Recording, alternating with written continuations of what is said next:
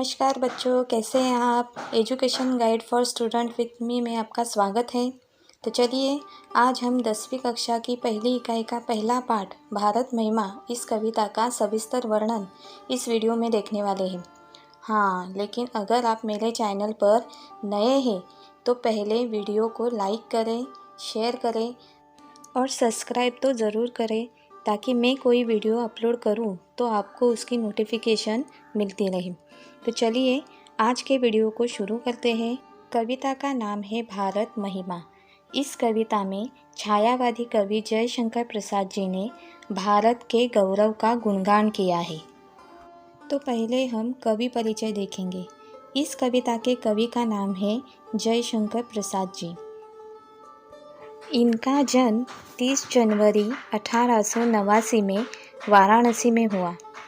इनकी मृत्यु 15 नवंबर 1937 में वाराणसी में ही हुई। वे हिंदी के छायावादी युग के 4 प्रमुख स्तंभों में से एक हैं। वे हिंदी कवि, नाटककार, कहानीकार, उपन्यासकार तथा निबंध लेखक के रूप में जाने जाते हैं। प्रकृति ने हमारे भारत देश की रचना बड़े प्यार से की है। हमारा भारत देश हिमालय की गोद में बसा हुआ है। सबसे पहले ज्ञान की गंगा हमारे देश से ही बही थी। हमारे देश की संस्कृति बहुत प्राचीन है। इस कविता में छायावाद के प्रवर्तक जयशंकर प्रसाद जी ने हमारे प्यारे देश भारत के इसी गौरवशाली इतिहास का वर्णन किया है। कवि की आकांक्षा है कि हमें सदैव अपने देश पर, इसकी सभ्यता और संस्कृति पर गर्व करना चाहिए। आवश्यकता पड़ने पर हमें देश के लिए अपना सर्वस्व न्यौछावर कर देने के लिए तत्पर रहना चाहिए। अब हम कविता का सरल अर्थ देखेंगे। हिमालय के आंगन में उसे किरणों का दे उपहार, उषा ने हंस अभिनंदन किया और पहनाया हीरक हार। जगे हम लगे जगाने विश्व, लोक में फैला फिर आलोक। योम तम पुंज हुआ तब नष्ट, अखिल संस्कृति हो उठी अशोक। विमल वाणी ने वीणा ली, कमल कोमल कर में सप्रीत। सप्त स्वर सप्त सिंधु में उठे, छिड़ा तब मधुर साम संगीत। इस पद्यांश में कठिन शब्द है उपहार यानी भेंट, हीरक हार यानी हीरो का हार, आलोक यानी प्रकाश, व्योम यानी आकाश, तम यानी अंधेरा, पुंज यानी समूह, अखिल यानी संपूर्ण, संस्कृति यानी संसार, अशोक यानी शोक रहित, विमल यानी पवित्र, वाणी का यहाँ पर अर्थ है सरस्वती, सप्र यानी प्रेम के साथ, साम यानी यहाँ पर अर्थ है सामवेद। अब हम कविता का भावार्थ देखेंगे। हिमालय के आंगन में उसे किरणों का दे उपहार, उषा ने हंस अभिनंदन किया और पहनाया हीरक हार। यानी हमारा यह प्यारा भारत देश हिमालय के आंगन के समान है। प्रतिदिन हर रोज़ उषा यानी सुबह भारत को सूर्य की किरणों का उपहार देती है। तब ऐसा लगता है मानो हंसकर वह भारत भूमि का अभिनंदन कर रही हो। जब ओस की बूंदें जब प्राप्तकालीन सूर्य की किरणों पर पड़ती है तो ऐसा लगता है जैसे उषा ने भारत को हीरो का हार पहना दिया हो। जगे हम लगे जगाने विश्व, लोक में फैला फिर आलोक। योम तम पुंज हुआ तब नष्ट, अखिल संस्कृति हो उठी अशोक। सबसे पहले ज्ञान का उदय भारत में ही हुआ था, अर्थात सबसे पहले हम जागृत हुए, फिर हमने पूरे विश्व में ज्ञान का प्रसार किया। इसके कारण संपूर्ण संसार आलोकित हो गया। अंधारूपी अंधकार का विनाश हुआ और संपूर्ण सृष्टि के सभी दुख शोक दूर हो गए और पूरी दुनिया में ज्ञान का प्रकाश हर तरफ फैल गया। विमल वाणी ने वीणा ली, कमल कोमल कर में सप्रीत। सप्त स्वर सप्त सिंधु में उठे, छिड़ा तब मधुर साम संगीत। वाणी की देवी वीणा पाणी यानी सरस्वती जी ने इसी पवित्र भूमि पर प्रेम के साथ अपने कमल के समान कोमल हाथों में वीणा उठाई। उसकी झंकार से सप्त सिंधुओं में सातों स्वरों की मनमोहक सरगम गूंजने लगी। मधुर संगीत का जन्म हमारे भारत देश में ही हुआ।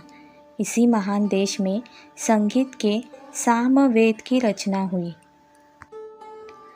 विजय केवल लोहे की नहीं, धर्म की रही धरा पर धूम। भिक्षु होकर रहते सम्राट, दया दिखलाते घर घर घूम। गोरी को दिया दया का दान, चीन को मिली धर्म की दृष्टि।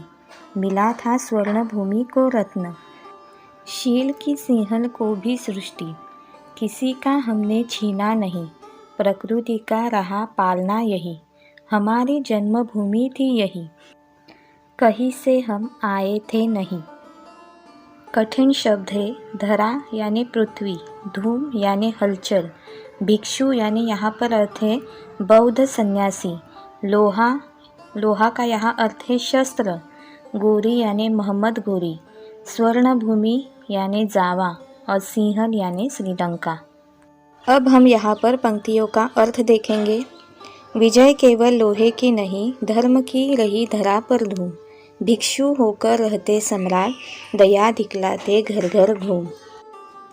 भारत के लोगों ने शस्त्रों के बल पर देश को नहीं जीता।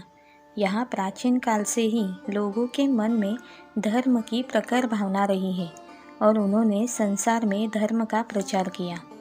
यहाँ गौतम बुद्ध और वर्धमान महावीर जैसे महापुरुष हुए, जिन्होंने विशाल साम्राज्य छोड़कर भिक्षु का स्वरूप धारण किया और घर घर घूमकर लोगों का कष्ट दूर करने का प्रयास किया, धर्म का प्रसार किया। अब हम अगले पंक्तियों का भावार्थ देखेंगे। गौरी को दिया दया का दान, चीन को मिली धर्म की दृष्टि। मिला था स्वर्ण भूमि को रत्न, शील की सिंहल को भी सृष्टि। हमने मोहम्मद गोरी को पराजित करने के बाद भी दयापूर्वक क्षमा कर दिया। हमारे देश से ही चीन को धर्म की दृष्टि मिली। भारत के महान सम्राट अशोक ने अपने पुत्र महेंद्र और पुत्री संघमित्रा को बौद्ध धर्म के प्रचार के लिए चीन, स्वर्ण भूमि अर्थात जावा और श्रीलंका भेजा।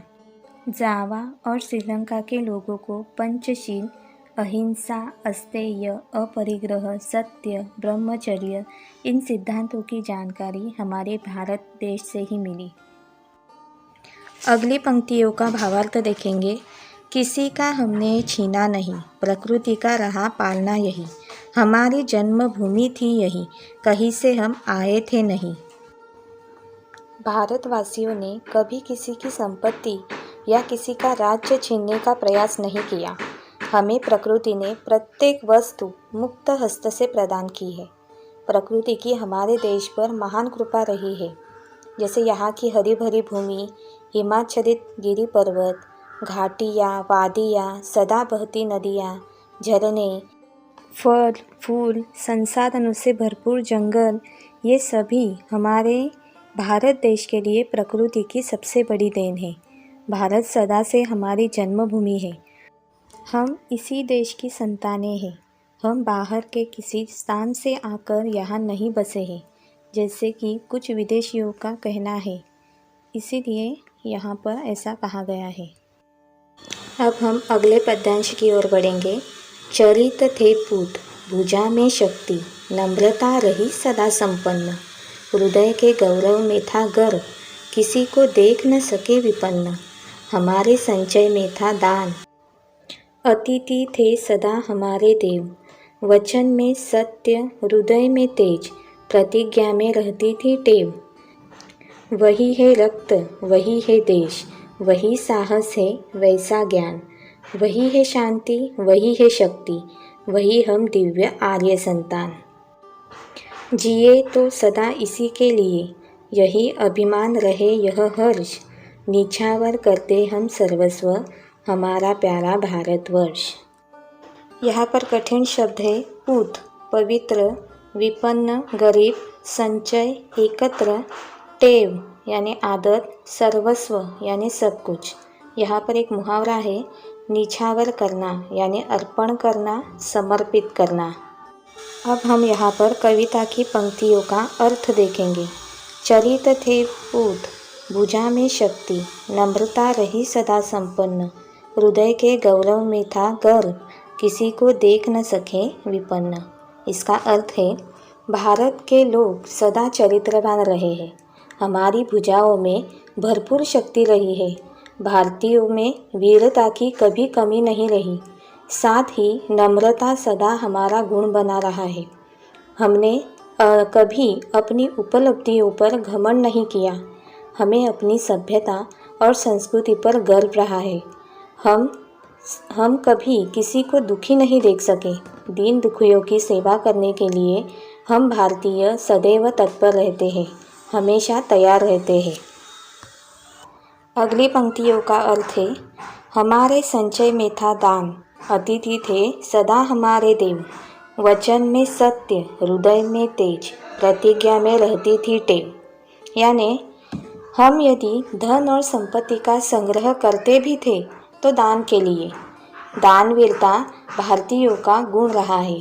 हमारे देश में अतिथियों को सदा देवता के समान माना जाता था।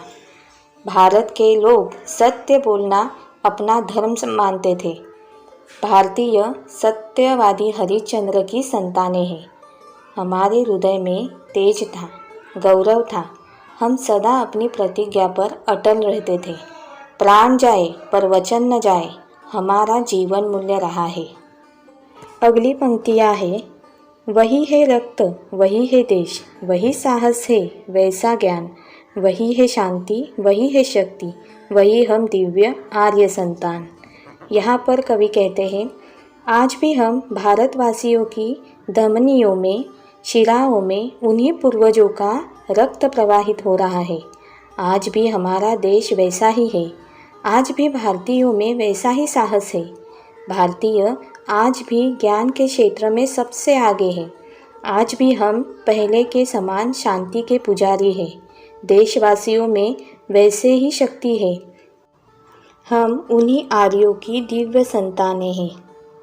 अगली पंक्तियों में देखेंगे, जिए तो सदा इसी के लिए, यही अभिमान रहे, यह हर्ष, निछावर कर दे हम सर्वस्व, हमारा प्यारा भारतवर्ष।